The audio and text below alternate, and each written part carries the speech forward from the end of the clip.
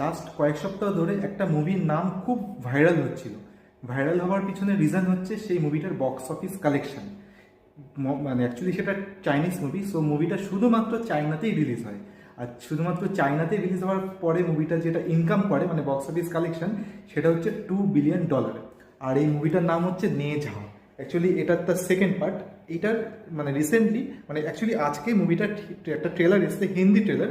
মানে এই বছর, মানে শুধু এই বছর নয়, মানে এই মাসে 25 তারিখে এই মুভিটা ইন্ডিয়াতে রিলিজ হবে হিন্দি ডাবিংয়ের সাথে।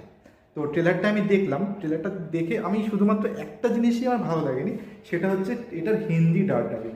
হিন্দি ডাবিং ছাড়া বাকি মুভিতে, অ্যাকচুয়ালি এটা অ্যানিমেশন মুভি, বাকি মুভিতে যা যা দেখাবে, অ্যাকশন সিকোয়েন্স বলো বা যেরকম ভিএফএক্স ইউজ করেছে সেইটা, বা যেরকম মিউজিক দিয়েছে, সব কিছু পারফেক্ট, মানে শুধুমাত্র ডাবিংটা ছাড়া।